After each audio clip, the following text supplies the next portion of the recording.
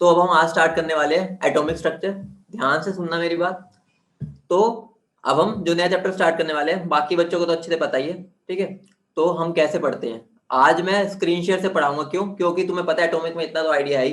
पहले थोड़ी बहुत थ्योरी चलेगी, हिस्ट्री वाला पार्ट, तो उसका आज फटाफट निपटा देते हैं, ठीक है। वो निपटाने के बाद तुम्हें आइडिया तो है ही, ठीक है। उसके बाद हम सारे जो भी ब्रह्मास्त्र वगैरह है वो सारे इस्तेमाल करके एटॉमिक स्ट्रक्चर की ऐसी तैसी कर देंगे, बिल्कुल सिंप्लीफाइड तरीके से करेंगे। आज हम थ्योरी निपटा देते हैं, ठीक है, वरना माइंड में रह जाता है कि ये वाली थ्योरी हमने नहीं पढ़ी, तो फटाफट उसको खत्म कर देते हैं।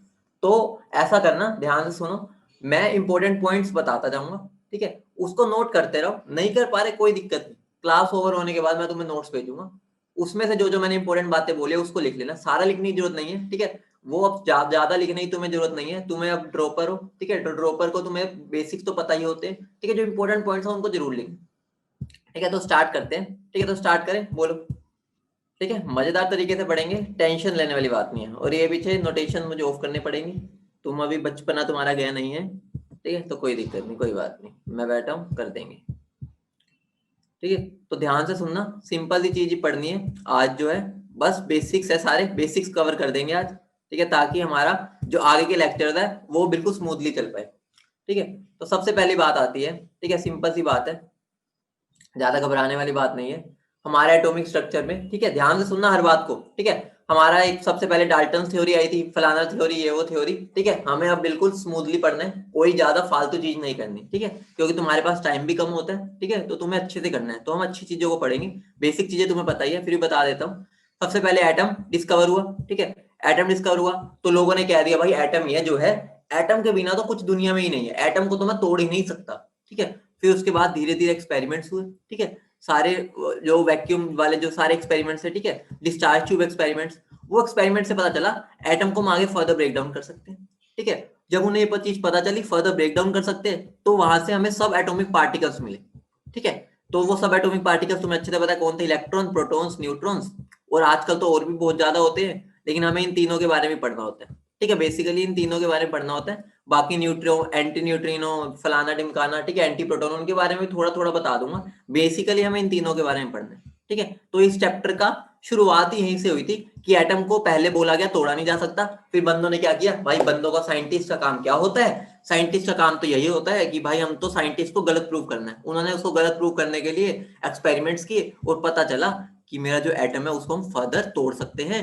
किसमें तोड़ सकते हैं? इलेक्ट्रॉन, प्रोटॉन और न्यूट्रॉन में, ठीक है। तो वहां से हमारा इन तीनों पार्टिकल्स की शुरुआत हुई।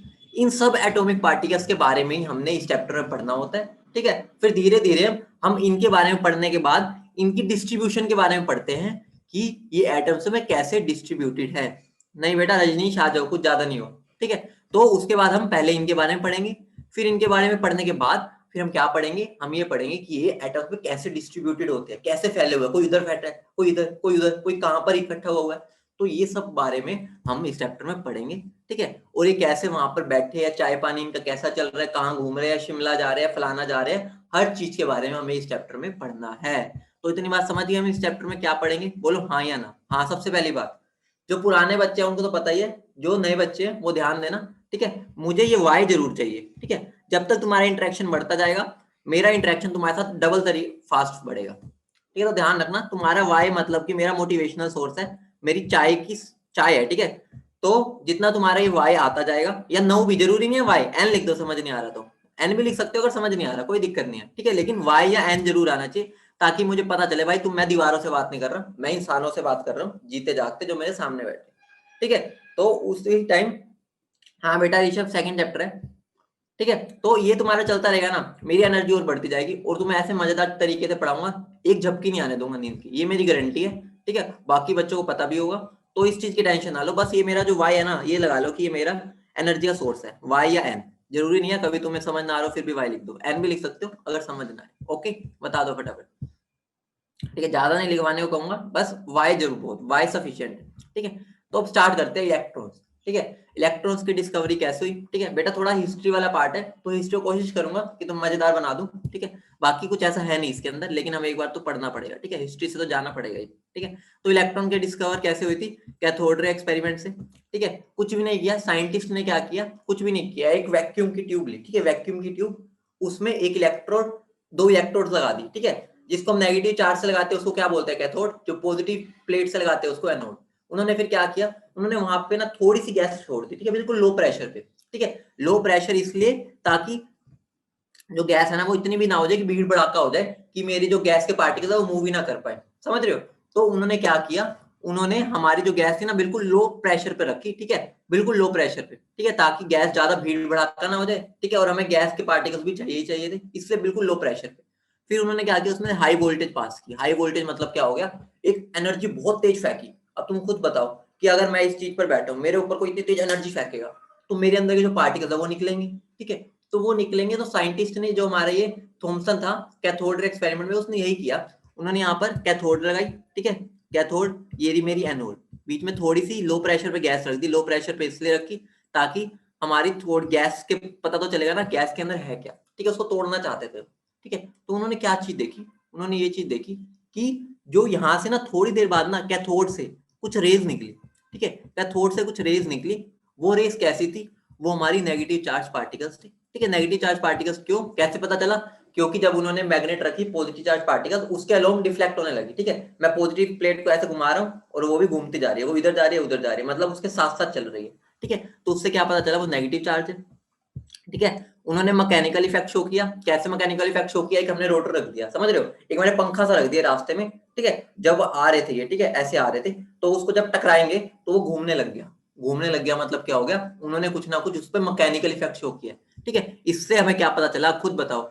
अगर कोई चीज मैकेनिकल इफेक्ट शो कर रही है उसका पक्का पार्टिकल नेचर होगा ही होगा, ठीक है। उसके बाद पता चला स्ट्रेट लाइन, स्ट्रेट लाइन में ट्रेवल करते हैं। अब कैसे पता चला, ध्यान से सुनना। अगर मेरी कोई चीज पड़ी है, ठीक है, ये मेरा जो रोटर था, ठीक है, पंखा सा जो लगा रखा था, अगर उसकी बिल्कुल शार्प शैडो बन रही है, शार्प शैडो, वो तभी बनती है अगर मेरी कोई जो सामने वाले पार्टिकल्स है वो स्ट्रेट लाइन में चल रहे हो। अगर वो स्ट्रेट लाइन में ना होते, जिगजैग में होते, तो मेरी कभी भी शार्प शैडो ना बनती। बोलो समझे नहीं समझे, ठीक है। तो मैं सबके रीजंस भी दे रहा हूँ ऐसा क्यों हुआ, ठीक है, इसका रीजन भी समझा रहा हूँ, ठीक है। और उनकी स्पीड क्या थी, 1/10 स्पीड ऑफ लाइट, मतलब लाइट से थोड़े से स्लो भाग रहे थे, ठीक है। उसके बाद फ्लोरोसेंट इफेक्ट शो किया उन्होंने, ठीक है। ZNS एक स्क्रीन ले ली। फ्लोरोसेंट इफेक्ट क्या हो गया, फ्लोरोसेंट इफेक्ट मतलब क्या होता है, मेरी एक स्क्रीन है, ठीक है, ऐसी स्क्रीन होती है जिस पर अगर कोई मेरा पार्टिकल है ना, हाई स्पीड पार्टिकल ऐसे टकराएगा, ठीक है, जैसे टकराएगा ना वहां पर ना स्पार्क प्रोड्यूस होगी, मतलब एक तरह लाइट होगी, जगबूझ होगी, ठीक है। जैसे जुगनू होते हैं जुगनू, तो वैसे जैसे लाइट टकराएगी यहाँ पर एकदम स्पार्क सी होगी, ठीक है। जैसे टकराया पार्टिकल स्पार्क, ऐसे ऐसे मतलब ब्राइटनेस आती रहेगी, ठीक है, जैसे जुगनू होता है ना चमक रहा होता है वैसा। तो उसी को हम फ्लोरोसेंट इफेक्ट शो देखते हैं। और वो कुछ कुछ मतलब स्क्रीन शो करती है, जैसे ZNS की स्क्रीन होगी, फलाना ढिमकाना, ऐसे मतलब 2-3 स्क्रीन होती है जो शो करती है, ठीक है। उसके बाद जो सबसे इंपॉर्टेंट पार्ट था, ये तो सारी चीजें सब मतलब नॉर्मल चीजें है, ठीक है। जो सबसे इंपॉर्टेंट चीज थी वो थी E/M रेशियो, मतलब कि धमाकेदार चीज थी ये कि E/M रेशियो जो थी ना, वो मेरी गैस पर डिपेंड ही नहीं कर रही थी, समझ रहे हो। ध्यान से सुनना, जो मेरी E/M रेशियो थी, जो सबसे इंपॉर्टेंट पॉइंट है बेटा वो यही है, ठीक है, बाकी तो सारे बच्चों वाली चीज है, ठीक है। जो M रेशियो थी ना, वो मेरी गैस पर डिपेंड नहीं कर रही, मतलब उन्होंने पहले ही मान लो यहाँ पर हाइड्रोजन गैस ली भरी, ठीक है, लो प्रेशर पे हाइड्रोजन गैस ली। जो E/M है ना, E/M का मतलब क्या हो गया, चार्ज बाय मास रेशियो, ठीक है। कैसे मेजर किया वो भी आगे बताऊंगा, बस समझ लो उन्होंने मेजर किया किसी तरह से, ठीक है। तो E/M जो उन्होंने मेजर किया ना, वो चाहे मैं हाइड्रोजन ले रहा हूँ, चाहे मैं हीलियम ले रहा हूँ, चाहे मैं नाइट्रोजन ले रहा हूँ, कोई भी गैस ले रहा हूँ, मेरा जो E/M रेशियो है ना वो हमेशा कांस्टेंट आ रहा था, समझ रहे हो, मतलब कि चार्ज बाय मास रेशियो हमेशा कांस्टेंट आ रहा था। मतलब इस एक्सपेरिमेंट का जो मेन चीज थी ना, मेन जान थी, वो ये वाला पॉइंट ये था कि जो E/M रेशियो थी ना, ना वो ये मेरी इलेक्ट्रोड्स बदलने में फर्क आ रहा था इनमें, और ना ही जो अंदर गैस है वो बदलने में फर्क आ रहा था। बोलो समझे नहीं समझे, बोलो इतनी बात समझे नहीं समझे, जल्दी बता, ठीक है। फर्क क्यों नहीं आ रहा था वो भी मैं आगे जाके बताऊंगा क्यों नहीं आ रहा था, ठीक है। क्योंकि जो इलेक्ट्रॉन है ना, इलेक्ट्रॉन जब मैंने ये बदला, इलेक्ट्रॉन, इससे हमें ये पता चला वो मेरा सबसे छोटा नेगेटिव पार्टिकल है। मतलब कि क्या हो गया, उस छोटे नेगेटिव पार्टिकल को हमने फंडामेंटल पार्टिकल बोल दिया, जिसको हमने क्या बोल दिया, इलेक्ट्रॉन। मतलब क्या हो गया, मैं कोई भी गैस लू, कोई भी इलेक्ट्रॉन लू, सबके पास एक नेगेटिव चार्ज पार्टिकल जरूर होगा जो कि इलेक्ट्रॉन होता है, ठीक है। और वो इलेक्ट्रॉन सबके पास होगा, ठीक है। इसका मतलब क्या हो गया, वो कोई भी गैस ले लू, हर गैस के पास सबसे छोटा नेगेटिव पार्टिकल यही होगा, ठीक है। इस वजह से ही मेरा जो E/M रेशियो था ना, वो मेरा गैस पर डिपेंड ही नहीं कर रहा था। क्यों, क्योंकि सबके पास मिलता जुलता यही चीज है ही है। मतलब उसको तोड़ूंगा ना, हाइड्रोजन तोड़ूंगा उसके पास भी है, हीलियम तोड़ूंगा उसके पास भी है, ठीक है। तो मतलब वहां से हमें ये पता चला कि जो इलेक्ट्रॉन है ना सबसे छोटा नेगेटिव चार्ज पार्टिकल है। बोलो इतनी बात समझे नहीं समझे? बोलो। अगर फ्लोरोसेंट इफेक्ट, बेटा फ्लोरोसेंट इफेक्ट का मतलब कुछ भी नहीं है, एक स्क्रीन ली मैंने, ठीक है, ZNS की स्क्रीन होती है, ठीक है, एक स्क्रीन ली, उस पर मैंने क्या किया, अगर कोई मेरा पार्टिकल नेचर की चीज होगी ना और वो फास्ट मूविंग आ रही होगी, समझो ये मेरी स्क्रीन है, मैं बहुत तेज भाग के आ रहा हूँ इधर, ठीक है, ये मेरे इलेक्ट्रॉन है, ठीक है, कैथोड रेस को इलेक्ट्रॉन बोलते हैं, ध्यान रखना, जो कैथोड रेस बोलते थे ना पहले, उनका नाम फिर इलेक्ट्रॉन्स रख दिया, ठीक है, बहुत तेज आ रही है कैथोड रेस, ठीक है, जब वो यहाँ पर, ठीक है, कोई स्पेसिफिक स्क्रीन होती है, ठीक है, जो डिफरेंट मटेरियल्स की बनी होती है, फॉर एग्जांपल ZNS, ठीक है, उनके पास एबिलिटी होती है ये इफेक्ट शो करने की, ठीक है, ZNS, तो यहाँ पर जब वो टकराएंगे ना, तो यहाँ पर ना स्पार्क प्रोड्यूस होगी, मतलब लाइट, जुगनू देखा है ना, जुगनू, जुगनू में क्या होता है, एकदम जगमुग होता है ना, ठीक है, तो जैसे ही यहाँ पार्टिकल टकराएगा ना, यहाँ पर एक स्पार्क प्रोड्यूस होगी, मतलब एक लाइट प्रोड्यूस होगी जैसे टकराएगा, ठीक है, ऐसे जगमुग जगमुग जैसे जैसे वो लगता जाएगा ना वहां टकराएगा, तो वहां पर एक लाइट प्रोड्यूस होगी, स्पार्क सी, उसी को हम फ्लोरोसेंट इफेक्ट बोलते हैं, ठीक है, समझ गए? बोलो, ठीक है, उस बेटा, और ये वाली जो बात है ना ध्यान से सुनना, अगर किसी को लग रहा है जो सर ने बोला है वो तो यहाँ लिखा ही नहीं हुआ, तो वो वाली भी है, उसकी टेंशन ना लो, ध्यान से सुनो, देखो, ठीक है, जो मैंने सारा कुछ बोला ना वो इनमें लिखा हुआ है, एक बार रीड करके, ठीक है, इसमें से इंपॉर्टेंट पॉइंट्स लिख लेना, सारा लिखा हुआ जो मैंने बताया, देखो क्यों शो किया, ठीक है, स्ट्रेट लाइन में क्यों शो किया, स्पीड के बारे में, फ्लोरोसेंट इफेक्ट के बारे में, सब कुछ लिखा हुआ है, ठीक है, एक बार रीड कर लेना, इसमें लिखने में ज्यादा टाइम वेस्ट मत करना, बस ये इंपॉर्टेंट पॉइंट्स लिख लेना, ठीक है, जो मैंने बोल लिखे हुए, ठीक है, क्या क्या शो कर रहे हैं, क्यों शो कर रहे हैं, वो एक बार रीड कर लेना, ठीक है, ठीक है। अब देखो अगली बात क्या आती है, ये वाला सबसे इंपॉर्टेंट पॉइंट है, मैंने भी बताया था कि वो गैस के नेचर पर डिपेंड भी नहीं कर रहा, ठीक है, और इलेक्ट्रोड्स के नेचर पर भी डिपेंड नहीं कर रहा, मतलब मैं इलेक्ट्रोड चाहे कार्बन ग्रेफाइट की लूं चाहे प्लेटिनम लूं कुछ भी लूं, मेरी E/M रेशियो कैथोड रेस में हमेशा सेम ही आएगी। बोलो समझ गए? बोलो बेटा, अभी एक्सपेरिमेंट करवाऊंगा जुबिन, एक्सपेरिमेंट करवाऊंगा, ठीक है, इतना इंपॉर्टेंट नहीं है लेकिन फिर भी बता दूंगा E/M रेशियो कैसे निकाला, उसकी टेंशन ना लो, सब करवाऊंगा, एक भी चीज नहीं छोड़ूंगा तुम्हारी, ठीक है, लेकिन पहले हमें बिल्कुल कॉन्टिन्यूटी में आना पड़ेगा ना, कि पहले ये चीज हुई थी, फिर उन्होंने उसकी वैल्यू कैसे निकाली थी वो भी आगे बताऊंगा, ठीक है, उसके बाद क्या आती है प्रोटॉन्स की बारी, ठीक है, तो साइंटिस्ट ने क्या सोचा, साइंटिस्ट ने ज्यादा नहीं, मतलब एक तरह से हमारी तुम्हारी तरह हमारी तरह ना आलसी लोग था, दूसरा जो प्रोटॉन वाला था ना, थॉमसन ने तो दिमाग लगाया, प्रोटॉन वाले ने पता क्या सोचा, उसने सोचा अगर तुम खुद सोच के देखो, सोच के देखो, अगर मेरी कोई ना कोई रेज एंड कैथोड से आ रही है, तो उसने क्या सोचा, कुछ ना कुछ तो एनोड से भी आ रही होगी ना, ऑब्वियस सी बात है, सोच के देखो, अगर मेरी कोई रेस कैथोड से निकल रही है तो कुछ ना कुछ तो एनोड से भी निकलना चाहिए, ठीक है, मतलब साइंटिस्ट ने इतना दिमाग लगाया, उसने सोचा कि मैंने अभी तक कैथोड पर देखा, एक बार एनोड पर देखता हूँ कुछ निकल रहा है नहीं निकल रहा, समझ रहे हो, मतलब कि वो आलसी इंसान था हमारी तरह, ठीक है, और आलसी लोग ही बहुत इनोवेटिव होते हैं, तुम्हें भी पता, ठीक है, तो उसने क्या किया, उसने बस कुछ नहीं किया, उसने अब सारा अपना फोकस रखा एनोड पर, ठीक है, उसने सारा का सारा फोकस रखा एनोड पर रखा, और वहां पे उसने ये सारी चीजें ऑब्जर्व की, जो जो चीजें मुझे उसमें मिल रही थी, तो यहाँ पर बहुत मजेदार चीज मिली, यहाँ पर क्या मिला, जो सारी प्रॉपर्टीज थी ना वो सेम थी, ठीक है, जो सारी प्रॉपर्टीज थी वो सेम थी, कौन कौन सी प्रॉपर्टीज मैं तुम्हें अभी बताई थी, ठीक है बेटा, दोनों में सेम ही लिखा हुआ है, ठीक है, जहां पर ज्यादा ब्रीफ में लिखा होता है मैं वो वाली बात दिखा देता हूँ, ठीक है, तो टेंशन ना लो, सब कुछ सेम ही है दोनों में, उसमें बस थोड़ा डिटेल में लिखा हुआ है, वो एक बार जब रीड करो ना तो पढ़ लेना उसको, ठीक है, तो ध्यान रखना, उन्होंने क्या चीज बिल्कुल सेम चीजें ऑब्जर्व की, उन पे भी पॉजिटिव, इन पे पॉजिटिव चार्ज था, ध्यान रखना, जो अब खुद बताओ, अगर कुछ कैथोड से नेगेटिव चार्ज निकल रहा है, ठीक है, तो एनोड से ऑब्वियस सी बात है पॉजिटिव चार्ज निकलेगा, तो साइंटिस्ट ने अब ये वाली रेस पर फोकस किया, और क्या पता चला कि इन पे पॉजिटिव चार्ज है, अब खुद बताओ पॉजिटिव चार्ज कैसे पता चलेगा, जब मैं सामने नेगेटिव प्लेट रखूंगा, ठीक है, नेगेटिव प्लेट रखूंगा, अगर वो उसकी तरफ जा रही है तो मुझे पता चल जाएगा, क्या पता चल जाएगा, कि उनके ऊपर क्या है, पॉजिटिव चार्ज, ठीक है, जैसे मैं इसको हिलाता जाऊंगा मेरी रेस भी उसके साथ साथ चलती जाएंगी, ठीक है, मैं इधर लेके गया मेरी रेस इधर चली इधर लेके गया प्लेट को इधर चली गई,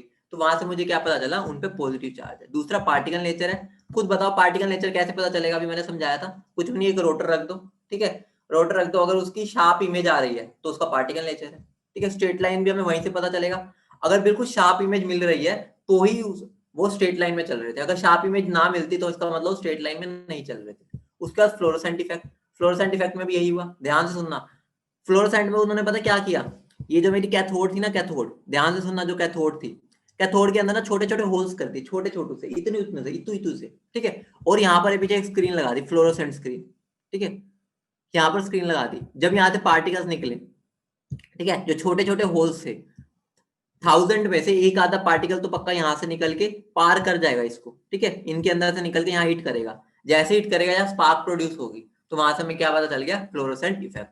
इसलिए हम बोलते हैं यहाँ पर हमने परफोरेटेड कैथोड ली थी। परफोरेटेड कैथोड इसीलिए ली थी ताकि हम पार्टिकल्स को इसके अंदर से आर पार निकाल सके। बोलो समझे नहीं समझे, बोलो बोलो समझे नहीं समझे, इतनी बात समझ गए, बोलो। ठीक है, उसके बाद क्या आता है, जो सबसे इंपॉर्टेंट पार्ट है, ध्यान से सुनना, बहुत मजेदार पार्ट है, यही ऐसे दोनों को डिफरेंशिएट करता है। जो एनोड रेस का ई बाय एम रेशियो था ना, वो नेचर ऑफ गैस पर डिपेंड कर रहा था। समझ रहे हो, मतलब क्या हो गया, कैथोड रेस जो थी वो नेचर ऑफ गैस पर डिपेंड नहीं कर रही थी, चाहे मैं हाइड्रोजन लू, हीलियम लू, नाइट्रोजन लू, ऑक्सीजन लू। लेकिन anode rays nature of gas पर डिपेंड कर रही थी। मतलब क्या हो गया, अगर मैं हाइड्रोजन लूंगा तो मेरा ई बाय एम रेशियो अलग आएगा, अगर मैं हीलियम लूंगा तो ई बाय एम रेशियो अलग आएगा, हाइड्रोजन नाइट्रोजन लूंगा ई बाय एम रेशियो अलग आएगा। बोलो समझ रहे हो, मतलब क्या हो गया, एनोड रेस मेरी नेचर ऑफ गैस पर डिपेंड करती है। अभी नेचर ऑफ गैस पर कैसे डिपेंड कर रही है, आइए देखते हैं, ध्यान से सुनना, देखो इधर। हाँ रोहित नहीं होती, बता रहा हूँ, मैं वही बता रहा हूँ, ठीक है, अभी वही बता रहा हूँ कि वो ओरिजिनेट कहाँ से होती है, उसके बारे में भी बताऊंगा। ठीक है, तो ध्यान से सुनना, देखो जो सबसे इंपॉर्टेंट बात है, ठीक है, जैसे इसके अंदर ध्यान देना, ठीक है, मान लो ये जैसे मेरा एक मैंने हीलियम गैस ली, ठीक है, हीलियम गैस का एटम लिया, ठीक है, हीलियम गैस के एटम से जब मैं इलेक्ट्रॉन को टकराऊंगा, तुम्हें पता है इलेक्ट्रॉन्स तो कैथोड से निकल ही रहे हैं, ठीक है, गैस है बीच में, अगर मेरे एनोड से कुछ निकल रहा है, कैथोड से तो निकल ही रहे थे, हम पहले डिस्कवर कर चुके, ये थोड़ी है जिसके ऊपर हम ध्यान दे रहे हैं बस वही निकलता है, दूसरे पे हमने फोकस हटा दिया लेकिन निकल तो रहा है। तो हीलियम के पार्टिकल है, ठीक है, बड़े बड़े गैस के मेरे मॉलिक्यूल्स है, एटम्स है, ठीक है, इलेक्ट्रॉन बहुत फास्ट मूविंग है, तुम्हें पता है ना कितनी स्पीड से भाग रहे हैं, ठीक है, तो जब वो हीलियम से टकराएंगे तो वो क्या करते हैं, हीलियम को आयनाइज कर देते हैं। इतना आयनाइज का मतलब तो पता है ना, उसके इलेक्ट्रॉन्स को निकाल देते हैं, ठीक है, जो बैलेंस इलेक्ट्रॉन होते हैं उनको निकाल देते हैं। तो जैसे निकालेंगे तो हीलियम 2+ हो जाएगा, ठीक है, हीलियम के 2 इलेक्ट्रॉन निकलेंगे ना, ठीक है, एक भी निकल सकता है, जरूरी नहीं है एक या दो, बात यह है कि उस पर पॉजिटिव चार्ज आएगा, मतलब जो उसके इलेक्ट्रॉन थे वो नॉकआउट हो जाएंगे, ठीक है, मतलब नॉकआउट कर दिया जो ये मेरे फास्ट मूविंग कैथोड रेज है, ठीक है, तो उसकी वजह से इस पर कुछ चार्ज आएगा, +1 हो सकता है, +2, कुछ भी हो सकता है। मान लो 2 इलेक्ट्रॉन्स निकले, ठीक है, अगर मेरे 2 इलेक्ट्रॉन निकले तो इसमें पॉजिटिव चार्ज आ गया, तो अब खुद ध्यान दो, अगर मेरी हीलियम थी तो उसने हीलियम 2+ निकाला, अगर हाइड्रोजन होती तो H+ निकलता, ठीक है, नाइट्रोजन होती तो नाइट्रोजन का प्लस निकलता, ठीक है, तो ध्यान दो, मेरा ये जो पॉजिटिव चार्ज है स्पीशीज, ये डिफरेंट डिफरेंट बदलती जा रही है, नहीं बदलती जा रही, इसमें H+ है, इसमें हीलियम 2+ है, इसमें N+ है, तो सबके ऊपर अलग अलग चार्ज है, ठीक है, अलग अलग उनके अंदर पॉजिटिव चार्ज है। इसी वजह से जो मेरा E/M रेशियो आ रहा था एनोड के केस में, ठीक है, ध्यान से सुनना बेटा, ध्यान से सुनो, दोबारा बताता हूँ, देखो होता क्या है, E/M रेशियो का मतलब क्या होता है, पहले ये बताओ, E/M रेशियो का मतलब होता है कि कितना चार्ज है उस पार्टिकल का और कितना मास है, ठीक है, उन दोनों का रेशियो ले लूंगा तो E/M रेशियो हो जाएगा, ठीक है। अब एक बात बताओ, इलेक्ट्रॉन चाहे मेरा हाइड्रोजन से आ रहा हो, चाहे मेरा हीलियम से आ रहा हो, नाइट्रोजन से आ रहा हो, कहीं से आ रहा हो, इलेक्ट्रॉन का मास वही रहेगा नहीं रहेगा, बोलो यस और नो, इलेक्ट्रॉन का मास वही रहेगा नहीं रहेगा, वही रहेगा, इलेक्ट्रॉन पे चार्ज भी वही रहेगा नहीं रहेगा, ये बता दो, इतना तो तुम्हें आइडिया हो ही चुका है, तुम तो आगे पढ़ चुके हो, ठीक है, हम पता होने के बाद हिस्ट्री को रिलेट कर रहे हैं, ठीक है, तो इसका मतलब क्या होगा, E/M रेशियो तो कांस्टेंट हो गई इलेक्ट्रॉन के केस में, ठीक है, लेकिन तुम्हें अच्छे से पता है प्रोटॉन कभी एक्चुअली में ऐसे एग्जिस्ट नहीं करता, तुम्हें पता है वो न्यूक्लियस के अंदर होता है, इतना तुम्हें आइडिया हो ही चुका है, तो मैं तुम्हारे लिए सस्पेंस क्या रखूं, इतना तुम्हें पता ही है, प्रोटॉन जो होता है वो न्यूक्लियस के अंदर होता है, ठीक है, प्रोटॉन्स अलग से नहीं निकलता, इलेक्ट्रॉन अलग होता है और न्यूक्लियस अलग होता है, और न्यूक्लियस के अंदर मेरा सारा पॉजिटिव चार्ज होता है, ठीक है। तो अब एक बात बताओ, मेरे एटम के अंदर एक न्यूक्लियस है और एक इलेक्ट्रॉन है, अगर मैं न्यूक्लियस निकाल दूंगा तो मेरा एक, सॉरी, मैं अगर इलेक्ट्रॉन निकाल दूंगा तो मेरा न्यूक्लियस बचेगा अंदर, बोलो हाँ या ना, प्रोटॉन्स अलग अलग तो डिस्ट्रीब्यूटेड है नहीं, तुम्हें आइडिया है इतना तो। अब मुझे बताओ, हर गैस का जो न्यूक्लियस होता है उसका अलग चार्ज होगा और अलग वेट होगा, हाँ या ना, इतना बता दो। अगर मैं हाइड्रोजन ले रहा हूँ उसका अलग होगा, हीलियम ले रहा हूँ अलग होगा, नाइट्रोजन ले रहा हूँ अलग होगा, अलग होगा, अगर वो अलग होगा उसका चार्ज भी अलग होगा, मास भी अलग होगा, तो E/M रेशियो लगाएगा नहीं आएगा, बोलो हाँ या ना, बोलो हाँ या ना, E/M रेशियो लगाएगा। तो ऑब्वियस सी बात है, एनोड रेस था क्या, एनोड रेस कुछ भी नहीं था, एनोड रेस हमारा न्यूक्लियस ही तो था, न्यूक्लियस हर गैस के लिए डिफरेंट होगा, अगर हर गैस के लिए डिफरेंट होगा तो उसका E/M रेशियो भी डिफरेंट होगा, ठीक है बेटा, इलेक्ट्रोड्स का कुछ लेना देना नहीं है। अब बात आती है, ठीक है, अब बात आती है, ध्यान से सुनना, ठीक है, क्योंकि बेटा जो इलेक्ट्रोड होते हैं वो इलेक्ट्रॉन को डोनेट करते हैं, ठीक है, अब बात आती है कि मेरे जो एनोड रेज है वो कहां से निकल रही थी और जो कैथोड रेज है वो कहां से निकल रही थी, तो ध्यान से सुनना, ठीक है, कैथोड रेज मेरा ओरिजिन मेरा क्या होता है, इलेक्ट्रोड होता है, ठीक है, इलेक्ट्रोड से स्टार्ट होती है, उसके बाद गैस से भी निकलती है, ध्यान देना, ठीक है, कैथोड रेज दोनों से निकलती है, ठीक है, मतलब कि इलेक्ट्रोड से ही निकलती है, स्टार्ट इलेक्ट्रोड से होती है, तभी तो वो स्ट्राइक कर पाती है, उसके बाद वो गैस में से भी निकलती है, देखो ये जो इलेक्ट्रॉन निकल रहे हैं ये मेरे गैस में से तो आई है, तो मतलब क्या होगा, कैथोड रेज जो होती है वो इलेक्ट्रॉन से भी और हमारी इलेक्ट्रोड से भी निकलती है और गैस से भी निकलती है, लेकिन जो एनोड रेज होती है वो सिर्फ और सिर्फ गैस से निकलती है, ध्यान रखना, मतलब क्या हो गया, उसका जो सोर्स होता है, उसका जो सोर्स होता है वो मेरा क्या होता है, गैस, ध्यान रखना, ठीक है, कैथोड रेज का सोर्स मेरा इलेक्ट्रोड होता है, इलेक्ट्रोड के बाद वो मेरा क्या बन जाता है, गैस भी बन जाता है, लेकिन जो एनोड रेज है उसका सोर्स बस सिर्फ और सिर्फ मेरा गैस होती है, ठीक है, इतनी बात क्लियर है, बोलो हाँ या ना, ठीक है, ठीक है, तो ये बहुत इंपॉर्टेंट क्वेश्चन है, तुम्हारा पेपर में कई बार आया हुआ है, ठीक है, तो ध्यान रखना, जो ई बाई एम रेशो होती है एनोड रेज की वो गैस पर डिपेंड करती है, ठीक है, और जो कैथोड रेज होती है वो गैस पर डिपेंड नहीं करती, ठीक है, समझ गए इतनी बात, बोलो, ठीक है, अब एक बात का ध्यान रखना, जैसे जैसे मैंने कैथोड रेज को इलेक्ट्रॉन बोल दिया था, ध्यान है ना, कैथोड रेज को इलेक्ट्रॉन, एनोड रेज को मैं प्रोटॉन कब बोल सकता हूं, जब मेरी गैस होगी एच हाइड्रोजन, समझ रहे हो ना, क्योंकि हाइड्रोजन के पास ही एक H प्लस एक प्रोटॉन होता है, तभी मैं उसको प्रोटॉन बोल सकता हूँ, ठीक है, मतलब क्या हो गया, अगर मुझे प्रोटॉन बोलना है ना एनोड रेज को, तो मैं तभी बोल पाऊंगा जब मेरी क्या होगी, गैस हाइड्रोजन होगी, अगर और कोई गैस आ गई तो हम उसको प्रोटॉन नहीं बोल सकते, समझ रहे हो, तो हम उसको क्या बोल देंगे, पॉजिटिव चार्ज पार्टिकल्स, ठीक है, समझ रहे हो, ठीक है, एनोड रेज बेटा न्यूक्लियस था, न्यूक्लियस, ठीक है, वो मेरा न्यूक्लियस ही था, ठीक है, जनरली मतलब पॉजिटिव चार्ज पार्टिकल था, इलेक्ट्रॉन का निकलने के बाद वाला, ठीक है, जनरली हम उसको न्यूक्लियस ही बोल देते हैं, ठीक है, जरूरी नहीं है, क्योंकि हमने हैवी गैसेस तो ली नहीं थी, तो जनरली हमने लाइट ली थी, उसके अंदर फिर हमारा न्यूक्लियस ही बच जाता है, ठीक है, समझ गया अमन सूर्य, ठीक है, आगे बढ़े, ठीक है, बस पॉजिटिव चार्ज पार्टिकल था, ये ध्यान रखना, ठीक है, उसके बाद बात आती है न्यूट्रॉन की, न्यूट्रॉन तो सिंपल से जेम्स चैडविक ने किया था, ठीक है, तो उनके बाद हमारी इनकी मास की बारी आती है, मास और चार्ज, ये तुम्हें पता ही है, ई बाय एम रेशो याद करने की जरूरत नहीं है, सीधा डिवाइड कर दो, ठीक है, समझ रहे हो, मतलब क्या हो गया, चार्ज और मास को डिवाइड कर दो, ई बाय एम रेशो आ जाएगी, इसलिए इस पर ज्यादा फोकस मत करो, ठीक है, बस डिवाइड ही करना, पेपर में कर लेना, अगली बात है, न्यूट्रॉन हमेशा हैवियर होते हैं प्रोटॉन से थोड़ा बहुत, ठीक है, तो ये तो बेसिक चीजें थी, ये वाली चीजें हो गई, अगली बात अब मॉडल्स की बात आती है, ठीक है, सबसे पहले तुम्हें पता ही है कौन सा मॉडल आता है, थॉमसन, ठीक है, इसलिए मैं इसको स्क्रीन शेयर में पढ़ा रहा हूँ, क्योंकि इसमें ज्यादातर चीजें तुम्हें पता है, ठीक है, जो नहीं पता वो तुम नोट कर लेना, ठीक है, क्योंकि जो मेन पार्ट है इसका वो हमारा क्वांटम नंबर से स्टार्ट होता है और बोहर से, उससे पहले वाला थोड़ा थ्योरेटिकल पार्ट होता है, इसलिए मैं यहाँ पर स्क्रीन शेयर से करवा रहा हूँ, ठीक है, तुम्हारा टाइम सेव कर रहा हूँ, ठीक है, उसके बाद एटॉमिक मॉडल्स की बारी आती है, थॉमसन मॉडल, ठीक है, थॉमसन मॉडल तुम्हें पता है ना क्या होता है, तरबूज वाला मॉडल, सबको पता है ना, तरबूज, हाँ बेटा नोट्स भेजूंगा, टेंशन ना लो, ठीक है, आगे जाके तो मैं बोर्ड पर ही करवाऊंगा, ये वाला तुम्हारा टाइम सेव करने के लिए मैंने ऐसे किया, ठीक है, तुम्हारा टाइम बहुत कीमती है इस टाइम पर, ठीक है, तो इस वजह से जो हम टाइम सेव कर सकते हैं तो हम वो यहाँ पर कोशिश करेंगे वो, ठीक है, तो तुम्हें सबको पता है ना थॉमसन मॉडल क्या था, तरबूज वाला मॉडल, ठीक है, तरबूज, उसने क्या बोल दिया था, तरबूज है मेरा एक, जो उसके अंदर लाल लाल पार्ट है वो मेरा सारा का सारा पॉजिटिव चार्ज है, और जो मेरे सीड्स है उसके अंदर वो मेरे क्या है, इलेक्ट्रॉन्स है, ठीक है, मतलब नेगेटिव चार्ज है, उसने ऐसा बोल दिया था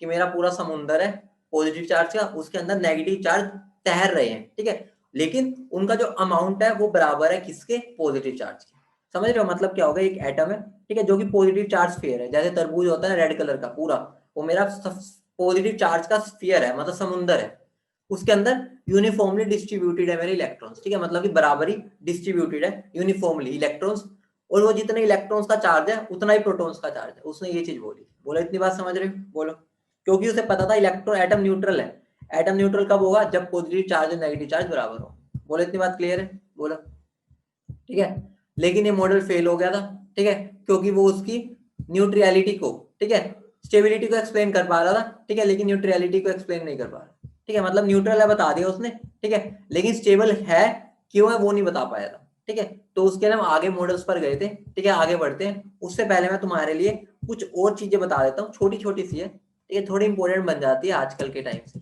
ठीक है, कुछ और सब एटॉमिक पार्टिकल्स हैं, ठीक है, जिनके बारे में तुम्हें बस इतना ही जानना है जितना मैंने लिखा हुआ है इसमें, ध्यान देना, मतलब इससे ज्यादा तुम्हें इसके बारे में नहीं जानना, बस इनसे तुम्हारा मैं रूबरू करवा रहा हूँ, मुलाकात करवा रहा हूँ, ठीक है, इनके साथ इंट्रोडक्शन हो रहा है, बस इंट्रोडक्शन करके हम इनको भगा देंगे, बस इंट्रोडक्शन, ठीक है, कुछ और सब एटॉमिक पार्टिकल्स है, एक होता है पॉजिट्रॉन, ठीक है, पॉजिट्रॉन क्या है, एंटी इलेक्ट्रॉन है, कुछ भी नहीं है, मतलब क्या हो गया, इलेक्ट्रॉन का एंटी पार्ट है।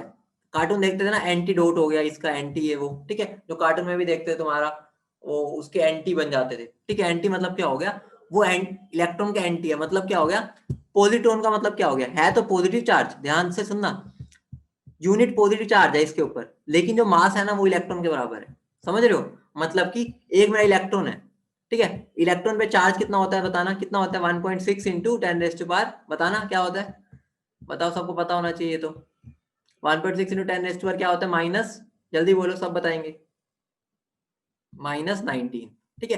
तो मतलब कि इलेक्ट्रॉन पे भी यही चार्ज होता है और प्रोटॉन पर भी यही चार्ज होता है, ठीक है। जो पॉजिट्रॉन है ना उस पर भी चार्ज इतना है, लेकिन वो एंटी इलेक्ट्रॉन है। एंटी इलेक्ट्रॉन का मतलब क्या हो गया, उसका जो मास होगा वो इलेक्ट्रॉन के बराबर हो जाएगा, समझ रहे हो, मतलब क्या हो गया, मेरा पॉजिटिव चार्ज है इस पे और जो मास है वो इलेक्ट्रॉन का जस्ट बराबर है, समझ रहे हो, एंटी इलेक्ट्रॉन इसलिए बोल देते हैं। उसके बाद आते हैं मीजोन्स, ठीक है। मीजोन क्या होता है, तीनों तरीके के हो सकते हैं, पॉजिटिव भी हो सकते हैं, नेगेटिव भी और न्यूट्रल भी, ठीक है। मीजोन 3 टाइप के होते हैं, ठीक है। पॉजिटिव मीजोन को हम क्या पाई मीजोन बोलते हैं, नेगेटिव को म्यू मीजोन और न्यूट्रल को पाई नोट मीजोन्स, ठीक है। इतना डिटेल में नहीं जाना, बस ध्यान रखना मीजोन 3 टाइप के होते हैं, पॉजिटिव, नेगेटिव और न्यूट्रल, ठीक है। और उनका जो मास होता है वो लगभग 10⁻⁻28 kg के बराबर होता है, समझ रहे हो, मतलब क्या हो गया, प्रोटॉन से थोड़े से हल्के ही होते हैं एक तरह से, ठीक है। तो मीजोन का ध्यान रखना, उनका मास लगभग इतना होता है। सबसे ज्यादा इंपॉर्टेंट बात क्या है, 3 टाइप के होते हैं, पॉजिटिव, नेगेटिव और न्यूट्रल, ठीक है। उनके नाम पर भी इतना फोकस ना करना, 3 टाइप के होते हैं, ध्यान रखना। न्यूट्रिनो, ये बहुत इंपॉर्टेंट है, ठीक है, बहुत बार पेपर में पूछा जाता है इसके बारे में घुमा फिरा, ठीक है। ये मेरा क्या है, ये इलेक्ट्रॉन न्यूट्रल स्पीशीज है, समझ रहे हो, न्यूट्रॉन होता है ना, न्यूट्रॉन वो भी हमारा न्यूट्रल होता है, ये भी न्यूट्रल होता है, ठीक है, नाम से पता चला न्यूट्रिनो, ठीक है। उन पे कुछ चार्ज नहीं होता, लेकिन उनका मास बहुत ही कम होता है, नेग्लिजिबल कह रहा हूँ, समझ रहे हो, मतलब कि जो इनका मास है न्यूट्रिनो का वो लगभग ना के बराबर ही है, ठीक है। तो ध्यान रखना, न्यूट्रिनो का कुछ मास नहीं होता, न्यूट्रॉन का तो मास होता था ना, तो न्यूट्रिनो क्या होते हैं, इलेक्ट्रो न्यूट्रल स्पीशीज होते हैं जिनका बहुत मास बहुत ही कम होता है। पहले तो हम इसको जीरो मानते थे, अब हमने थोड़ा सा बस बोल दिया कि है कुछ मास लेकिन ना के बराबर है। बोलो इतनी बात समझ गए, बोलो इतनी बात समझ गए, ठीक है। अगली बात है हमारी anti proton. Anti proton just like anti electron है, ध्यान से सुनना, ठीक है। एंटी प्रोटॉन का मतलब क्या हो गया, मास तो प्रोटॉन के इक्वल होगा, ठीक है, लेकिन जो चार्ज होगा, ठीक है, वो उतना ही नेगेटिव होगा, समझ रहे हो, मतलब क्या होगा, देखो मेरा एक इलेक्ट्रॉन होता है, एक प्रोटॉन होता है, ठीक है। इलेक्ट्रॉन का एक एंटी इलेक्ट्रॉन आ जाता है, ठीक है, जिसको पॉजिट्रॉन बोलते हैं। प्रोटॉन का एक एंटी प्रोटॉन आ जाता है, ठीक है। तो मतलब क्या हो गया, ये जो दोनों स्पीशीज है उनका मास इन दोनों के बराबर है, चार्ज जस्ट इसका अपोजिट है। बेटा मीजोन का बस इतना ध्यान रखो, 3 टाइप की होती है, ठीक है, वही कह रहा हूँ, इनके साथ बस हमें रूबरू होना, नाम मतलब होता है ना, जिनके हमें कोई मतलब नहीं है, बस उनका हमें नाम पता होना चाहिए, ये वो स्पीशीज है, ठीक है। होता है ना हमारे पड़ोस में कुछ रहते हैं लोग जिनका हमें बस नाम पता होना चाहिए, उससे ज्यादा हमें नहीं लेना देना उससे, हमें इनके ऐसे ही रहना है। बस ये 3 टाइप के होता है, ध्यान रखना, उनका मास लगभग इतना होता है, बस इतना ध्यान रखना, उससे ज्यादा ध्यान नहीं रखना। इन चारों में सबसे इंपॉर्टेंट है ये वाला, ठीक है, ये और ये, तो ध्यान रखना, ये दोनों तो बहुत इंपॉर्टेंट है इन चारों के अंदर, ठीक है। इन चारों में भी 2 लोग ज्यादा इंपॉर्टेंट है, ठीक है। आगे बढ़े, बोलो हाँ या ना, फटाफट बोल, आगे बढ़ा जाए, ठीक है। नोट्स मिल जाएंगे, टेंशन ना लो, ठीक है। आगे तो हम बोर्ड पर ही करेंगे, ये थोड़ा सा थियोरेटिकल पार्ट था इसलिए मैं नोटबुक पे करवाया, ठीक है। उसके बाद ये रदरफोर्ड मॉडल था, तो रदरफोर्ड मॉडल तो तुम्हें अच्छे से पता ही होगा, ठीक है। उन्होंने क्या किया था, कुछ भी नहीं किया था, एक रेडियो एक्टिव एलिमेंट लिया था, ठीक है, जो अल्फा रेस को एमिट करता है, ठीक है, उसको एक डब्बे में डाल दिया, ठीक है। लेड का डब्बा था, अब एक कईयों के माइंड में आता होगा लेड का डब्बा ही क्यों लिया, वो इसलिए लिया क्योंकि वो ना डेंस होता है। डेंस मतलब क्या हो गया, ये रेडियो एक्टिव एलिमेंट है ना, ये ज्यादा हमारे लिए हार्मफुल हो सकता है, ठीक है। तो इसी वजह से हम कुछ ऐसा हाई डेंसिटी वाला मेटल लेते हैं जो सारी जो रेडियो एक्टिव एलिमेंट्स है ना, मतलब ये रेज है जो जो हमारे लिए हार्मफुल है उनको निकलने ना दे, मतलब कि जो हमें चाहिए बस उसी को निकलने दे, बिल्कुल छोटा सा करके, ठीक है। इसलिए हम एक हैवी मेटल लेते हैं, जनरली हम लेड ले लेते हैं, ठीक है। यहाँ पर हम एक रेडियो एक्टिव एलिमेंट लेते हैं, ठीक है, उसको हम गोल्ड शीट से पास कराते हैं, ठीक है, गोल्ड शीट से लेते हैं, ठीक है। और गोल्ड शीट ही क्यों लेते हैं, क्योंकि वो मेलिएबल होती है, सबको पता ही होगा इतना तो, ठीक है। वो मेलिएबल होती है, उनके हम पतली पतली शीट्स बना सकते हैं, तो हमारे लिए फायदा हो जाता है, ठीक है। तो होता क्या है, ये जो रेडियो एक्टिव एलिमेंट है ना वो अल्फा रेज एमिट करते हैं, और हमें अल्फा रेज ही चाहिए थी। अब बात आती है और कोई रेज क्यों नहीं चाहिए थी, क्योंकि अल्फा रेज होती है ना, वही हमारा काम कर सकती थी जो हमें करवाना था, ठीक है। उनका हैवी मास होता है, वो इलेक्ट्रॉन्स को धक्का मार के निकाल सकती है, ठीक है। और बाकी जो हमारे साइंटिस्ट थे उन्होंने और पार्टिकल से भी ट्राई किया था, उनका सबसे अच्छा रिजल्ट अल्फा पार्टिकल्स ही आया था। रीजन यही था कि उनकी जो प्रॉपर्टीज थी ना वो वही थी जो हमें चाहिए थी। समझ रहे हो? मतलब कईयों के माइंड में आता है ना कि यही क्यों ली, बीटा रेस क्यों नहीं ली? बीटा रेस का तो कुछ मास ही नहीं होता, ठीक है, तो वो धक्के कैसे मारेगी? धक्का मारने के लिए कुछ वजूद तो होना चाहिए थोड़ी है। मैं एक बिग शो ले आया, बिग शो रेम मिस्टीरियो कह रहा हूँ भाई इसको धक्का मार, वो तो हो नहीं पाएगा, ठीक है। तो मतलब बिग शो को धक्का मारने के लिए हमें खली तो लाना पड़ेगा, खली नहीं तो रोमन रेंज, जॉन सीना तो लाना ही पड़ेगा ना, ठीक है। समझ रहे हो? बोलो, इतनी बात क्लियर है? बोलो, ठीक है, समझ गए? रोहित शर्मा हंस रहा है, ठीक है, हंसने वाली बात नहीं है बेटा, कंसेप्ट की बात है, ठीक है। तो अब ध्यान देना, अल्फा पार्टिकल होते क्या तुम्हें पता है? कुछ भी नहीं होता। हीलियम में से 2 इलेक्ट्रॉन निकाल दो, वो मेरा अल्फा पार्टिकल हो जाता है। तो ये पेपर में कई बार आ जाता है अल्फा पार्टिकल क्या होता है। तो कुछ भी नहीं करना, एक हीलियम का एटम लो, उसमें से 2 इलेक्ट्रॉन निकाल दो। इनडायरेक्टली मैं क्या बोल सकता हूँ, हीलियम का न्यूक्लियस ले लो। पेपर में कई बार आता है अल्फा पार्टिकल क्या होता है, 4 ऑप्शन होते हैं। एक ऑप्शन हो जाएगा हीलियम का न्यूक्लियस, एक हो जाएगा हीलियम में से इलेक्ट्रॉन निकाल दो। ऐसे तुम्हें ध्यान रखना चाहिए। तो सब ये सेम ही बात है, हीलियम के न्यूक्लियस को ही हम अल्फा पार्टिकल बोल देते हैं। अब बात क्या आती है, उन्होंने ऑब्जर्व क्या किया? ध्यान से सुनना, बहुत बढ़िया चीज ऑब्जर्व की उन्होंने, ठीक है, ध्यान से सुनना, ठीक है। हाँ जी, हाँ जी, आ गया, ठीक है। तो अब ध्यान से सुनना, उन्होंने ऑब्जर्व क्या किया, बहुत प्यारी प्यारी बातें, रदरफोर्ड ने बहुत अच्छी चीजें ऑब्जर्व की। उन्होंने क्या देखा, मेरी ज्यादातर जो अल्फा रेस थी ना, जो अल्फा रेस थी, यहाँ पे मैंने स्क्रीन लगा रखी है, फ्लोरोसेंट स्क्रीन। तुम्हें पता ना फ्लोरोसेंट स्क्रीन का काम क्या है? बस जुगनू वाला काम है, ठीक है, जगबुझ जगबुझ होना, ठीक है। दिवाली में तुम लाइट्स लगाते हो ना तो जगबुझ होती है, बस वही काम है, ठीक है। तो जैसे यहाँ पर कुछ टकराएगा ना तो यहाँ पर फ्लोरोसेंट अपीयर होगा, ठीक है, मतलब कि वो जगबुझ होगा, जुगनू जैसे, ठीक है। तो क्या देखा उन्होंने, साइंटिस्ट ने, जब यहाँ पर हमने अल्फा रेस को एमिट करवाया, ठीक है, और गोल्ड शीट पर टकरवाया, ठीक है, गोल्ड शीट पर, तो उन्होंने क्या देखा, ज्यादातर जो हमारी थी ना, ज्यादातर रेस जो थी वो बिल्कुल सीधी चली गई, ठीक है, मतलब कि निकली और सीधी चली गई, सीधी निकल गई। मतलब कि यहाँ पर हमारी बहुत ज्यादा फ्लोरोसेंस हुई, यहाँ पर भी बहुत सारी हुई। मतलब क्या हो गया, ज्यादातर एरिया में ना, जो ज्यादातर एरिया था वहां पर हमें फ्लोरोसेंस अपीयर हुई, ठीक है। जिससे मुझे क्या पता चला कि यहाँ पर पक्का खाली जगह होगी, जिसकी वजह से यहाँ पर मेरा जगमुज हो रहा है, ठीक है, मतलब जुगनू की तरह यहाँ जगबुज जगबुज जगबुज हो रहा है, ठीक है। तो उससे मुझे क्या पता चला, ये पक्का एटम के अंदर ये वाला पार्ट खाली जगह, ठीक है। तो वहां से मुझे क्या पता चल गया, मोस्ट ऑफ द स्पेस जो मेरा एटम के अंदर है वो खाली है, खाली है, तभी तो मेरी बिल्कुल अनडिफ्लेक्टेड होकर सीधा पार कर गई उसको। बोलो, समझ रहे हो? ठीक है। उसके बाद उन्होंने क्या देखा, जो कुछ रेस थी ना, कुछ रेस जो थी ना, वो मेरी ना यहाँ से जाके हल्की सी डिफ्लेक्ट हुई, हल्की सी, समझ रहे हो? यहाँ पर अगर कोई भारी चीज होगी तो यहाँ पर टकराई, हल्की डिफ्लेक्ट होगी। तो वहां से मुझे क्या पता चला, पक्का कुछ ना कुछ ऐसे पार्टिकल बीच में बैठा है, ठीक है, जो बहुत ही छोटी वॉल्यूम ऑक्यूपाई कर रहा है, ठीक है, ठीक है बेटा। अल्फा पार्टिकल से धक्का इसलिए मारना है, ठीक है, क्योंकि हमें वहीं से पता चलेगा कि इनका वेट, वजूद क्या था, जो अंदर पार्टिकल है वो कैसे डिस्ट्रीब्यूटेड है, ठीक है, डिस्ट्रीब्यूटेड कैसे है, वहीं से हमें पता चलना था। धक्का तो ऐसे नहीं मारा हमने, अल्फा रेस को बस पास किया कि अल्फा रेस का नेचर कैसा निकलता है बाहर निकलने के बाद। मतलब एक तरह से लगा लो, अगर मेरी ये रोड बिल्कुल खाली है, ठीक है, अगर मैं यहाँ से जाऊंगा तो मैं सीधा निकल जाऊंगा ना, लेकिन अगर यहाँ जाम लगा हुआ है तो मैं यहाँ से अपनी जगह बना बना के निकलूंगा, ठीक है। तो बस यही काम था उसका, इसलिए हमने अल्फा रेज यूज की। तो दूसरा उन्होंने क्या किया, यहाँ पर ना कुछ डिफ्लेक्शन शो हुई, ठीक है। तो ये डिफ्लेक्शन शो हुई मतलब क्या हो गया, यहाँ पर आया, हल्का डिफ्लेक्शन शो हुआ, उधर मुड़ गया।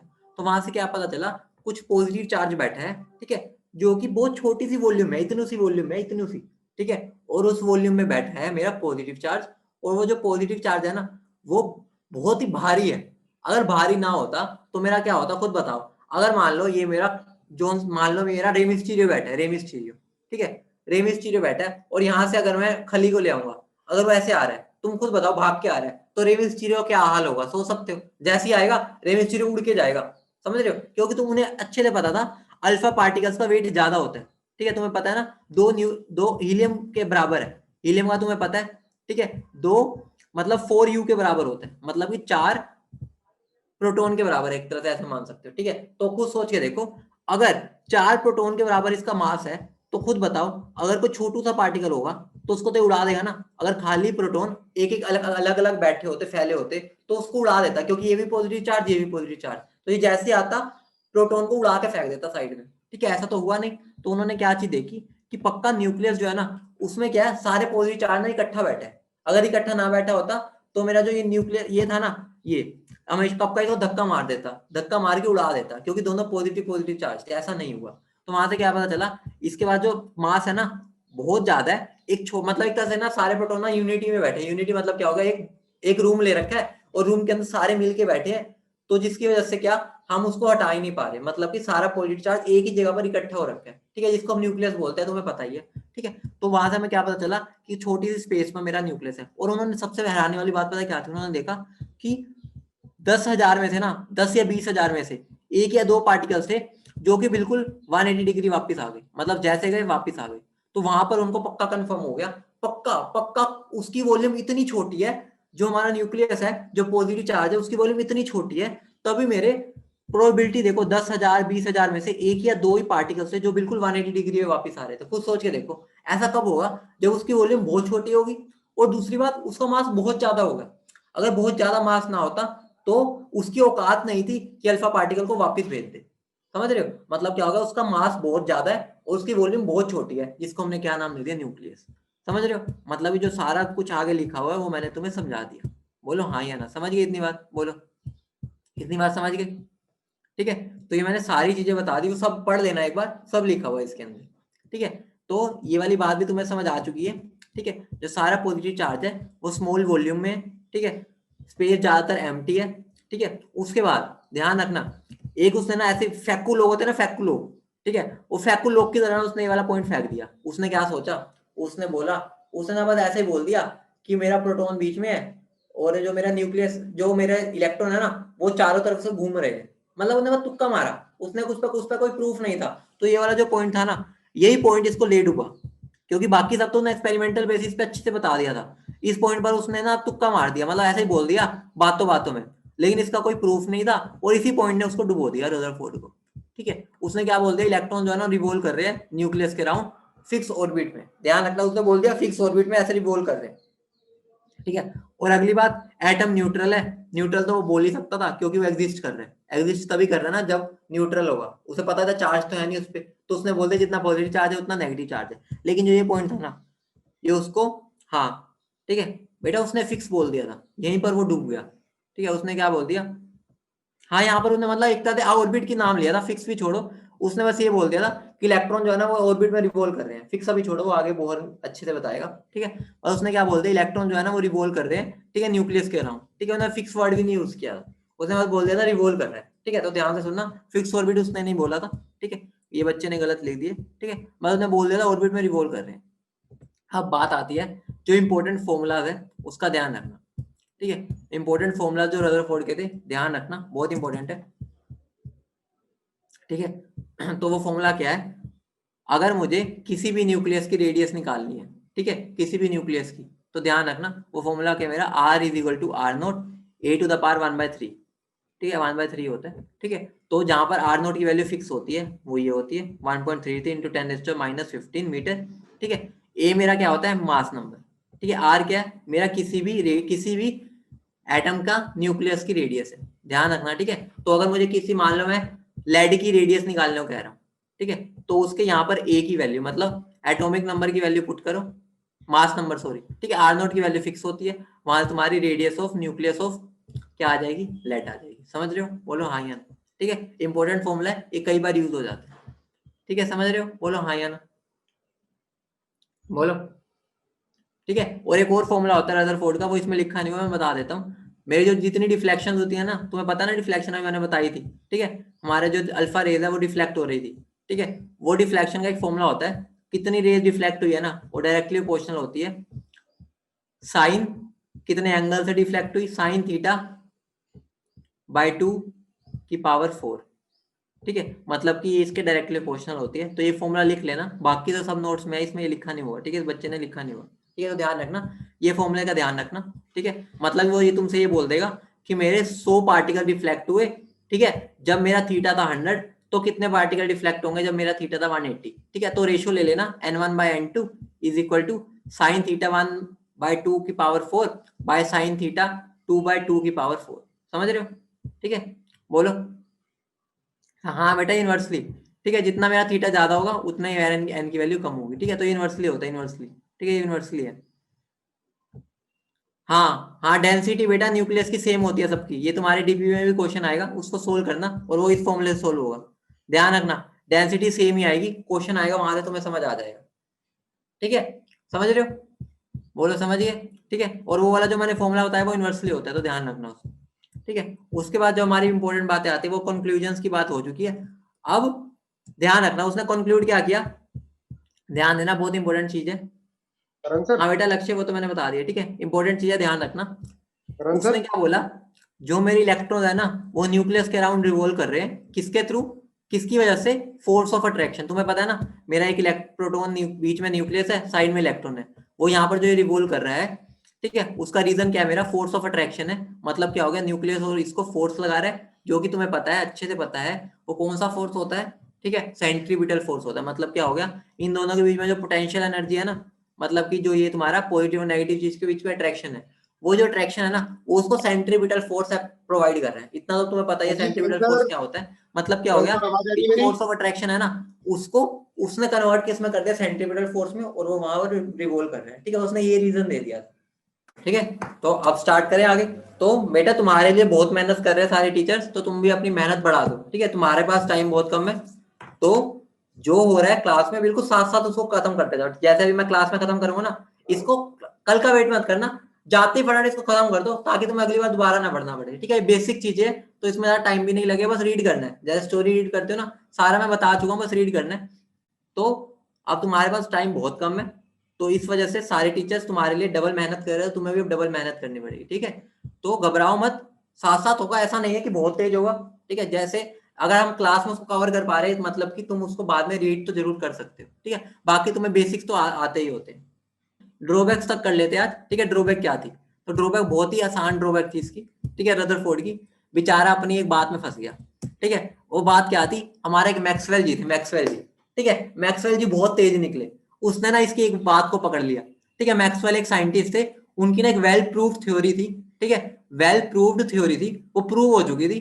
तो उन्होंने क्या किया, उन्होंने रदरफोर्ड की ना एक बात को पकड़ लिया। रदरफोर्ड ने क्या बोला, कि मेरा न्यूक्लियस है और ये मेरे इलेक्ट्रॉन है, वो यहाँ पर रिवोल्व कर रहे हैं, तो और रिवोल्व करते जा रहे हैं यहाँ पर, और बस यहीं पर फंस गया रदरफोर्ड। रदरफोर्ड को ऐसे पकड़ा, मतलब मैक्सवेल ने ऐसे फंसाया कि वो निकल ही नहीं पाया। उन्होंने क्या बोला, उन्होंने बोला कि भाई मेरी एक थ्योरी है, वो मेरी थ्योरी क्या कहती है, कि अगर मेरा एक पॉजिटिव एक चार्ज पार्टिकल है ना, उसके अगेंस्ट एक और दूसरा चार्ज पार्टिकल अगर रिवोल्व कर रहे हैं, ध्यान से सुनना, अगर मेरा एक चार्ज पार्टिकल है उसके अलोंग दूसरा चार्ज पार्टिकल रिवोल्व कर रहे हैं, तो उसकी औकात ही नहीं है कि वो उसके अंदर ना गिरे। मतलब क्या होगा, उसने क्या बोला, कि अगर मेरा एक चार्ज पार्टिकल है, जैसे न्यूक्लियस है, ठीक है, दूसरा चार्ज पार्टिकल है, तो ये प्रॉपर्टी होती है चार्ज पार्टिकल्स की, अगर एक चार्ज पार्टिकल दूसरे चार्ज पार्टिकल रिवोल्व कर रहा है, तो वो कॉन्टिन्यूसली रेडिएशंस को एमिट करेगा, ठीक है, मतलब कि एनर्जी रिलीज करता जाएगा, ठीक है, क्योंकि रिवोल्व कर रहा है। एक वही बात होगी कि वो एक चक्कर मारेगा, वो थोड़ी सी एनर्जी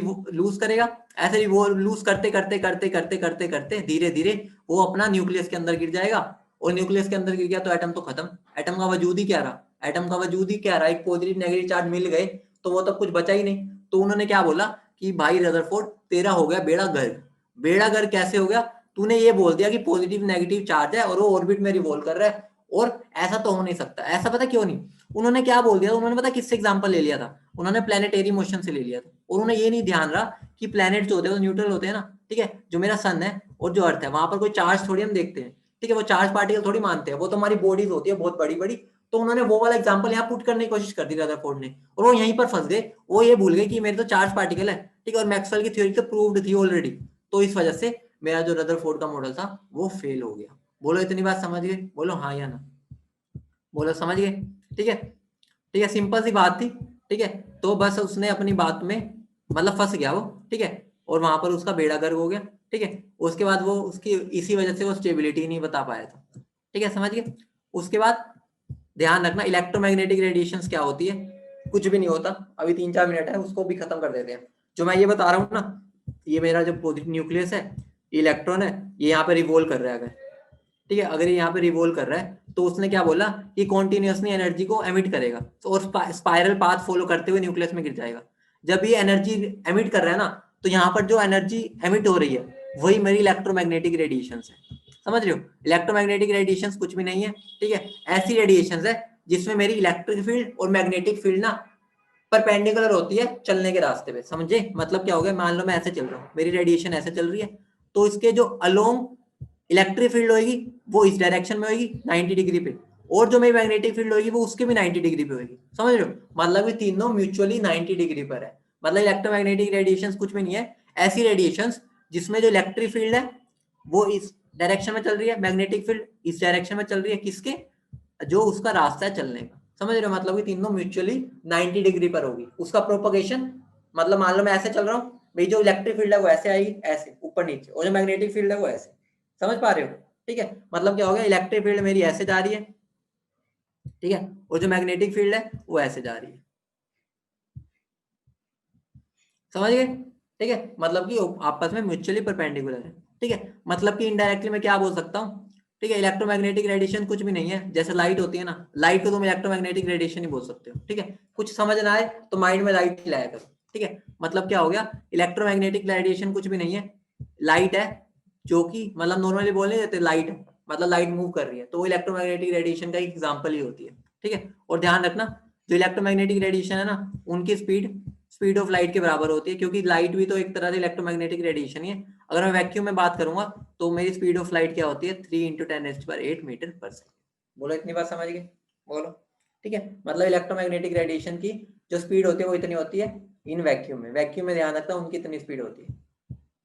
ठीक है, उसके बाद जो बात आती है ना, मेरी जो लाइट है, ठीक है, जो मेरी लाइट है उसको दो थ्योरीज दी गई थी, ठीक है, लाइट को एक्सप्लेन करने की, एक मैक्सवेल थ्योरी थी और एक मेरी क्या थी, प्लैंक्स थ्योरी थी। ठीक है, मैक्सवेल थ्योरी अपने आप में ठीक है, प्लैंक्स थ्योरी अपने आप में ठीक है। ठीक है, मैक्सवेल थ्योरी क्या बोलती है कि उसका वेव नेचर है, समझ रहे हो, मतलब वेव नेचर मतलब ऐसे लहराते हुए चल रही है, ठीक है, ऐसे ऐसे धूम धूम धूम ऐसे चल रही है वेव की तरह। ठीक है, और प्लैंक्स ने क्या बोला, उसका पार्टिकल नेचर है, मतलब जैसे हम पार्टिकल है ना, हमारे कुछ मास होता है, कुछ वो होता है, तो उसने क्या बोला, इसका पार्टिकल नेचर होता है, ऐसे चलती है, ठीक है, लाइट। और जो मैक्सवेल ने बोला उसका वेव नेचर है, वेव नेचर मतलब ऐसा क्या हो गया, ऐसा। समझ रहे हो, वेव क्या होती है, वेव मतलब वो होता है एनर्जी का वो मोड होता है जिसमें वो वेव के थ्रू एनर्जी ट्रांसफर करता है। एग्जांपल देता हूँ, उसके बाद क्लास ओवर करते हैं, ध्यान दो, याद करो। तुम पत्थर फेंकते हो, याद करो, पत्थर और पानी के अंदर, जब हम छोटे होते होते या तुम अभी फेंकते होगे, ठीक है, बारिश आती है तो तुम्हारा मन करता है पत्थर, पानी इकट्ठा हुआ होता है, पत्थर फेंकते हो, समझते हो। पत्थर जब फेंकते हो तो तुम एक बात ऑब्जर्व करना, मान लो तुम यहाँ पर एक पानी पड़ा है बहुत सारा, ठीक है, यहाँ पर एक पत्ता पड़ा है, पत्ता, ठीक है, बहुत अच्छी चीज समझाने वाला हूँ, ध्यान से सुनना। ठीक है, समझ आ जाएगा, वेव वेव मतलब वेव का मतलब क्या है, ये पत्थर, एक पत्ता पड़ा है, ठीक है, मान लो मैंने यहाँ पे पत्ता पत्ता वो फेंका, एक पत्थर फेंकते हैं ना बहुत स्पीड से, यहाँ पत्थर फेंकते हैं हम, ऐसे टेढ़ा हो गया, तिरछा हो गया, ऐसे पत्थर फेंकते हैं, तो यहाँ पर मेरा पत्थर जब गिरता है, याद करो एक वेव सी बनती है, ऐसे स्मूथ सी वेव बनती है, बताओ हाँ या ना, बनती है, कुछ ऐसे वेव बनती है पानी के अंदर, बनती है, सबने देखा होगा ऐसे। तुम एक बात बताओ, मैंने पत्थर यहाँ फेंका है, पत्थर यहाँ पर टच भी नहीं हो रहा, इस पत्ते को, इस लीफ को पत्थर ने टच भी नहीं किया, लेकिन जो पत्ता होता है ना वो भी ऐसे मूव कर जाता है, मूव करता है ना, जब उसको एक तरह से वेव का मोशन मिलता है, वो मूव करता है, तो वेव कुछ भी नहीं होती, एनर्जी ट्रांसफर का एक मोड होता है। समझ रहे हो, मतलब देखो, वेव जो थी ना, वेव ने खुद इसको धक्का नहीं मारा, मतलब इस पत्थर ने धक्का नहीं मारा, पत्थर ने एक वेव जनरेट की, और वेव के थ्रू मेरी एनर्जी ट्रांसफर हुई, वेव ऐसे गई वेव, ठीक है, उसने एनर्जी ट्रांसफर किसको कर दी, पत्ते को, और पत्ता मेरा मोशन में आ गया। ठीक है, समझ गए, मतलब कुछ भी नहीं किया, मेरा जो वेव थी ना वो एक एनर्जी ट्रांसफर मोड करने का एक तरीका ही है, और कुछ भी नहीं है। ठीक है, समझ रहे हो, ठीक है, तो वेव नेचर थोड़ा बहुत क्लियर हुआ क्या होता है, वरना हम वेव नेचर को समझ ही नहीं पाते क्या होता है, कुछ भी नहीं है, एक मोड ही था जो एक एनर्जी ट्रांसफर करने का तरीका है। ठीक है, समझ गए, बोलो। ठीक है, तो बाकी हम अगली क्लास में कंटिन्यू करते हैं, कल है ना, हाँ तो कल कंटिन्यू करते हैं।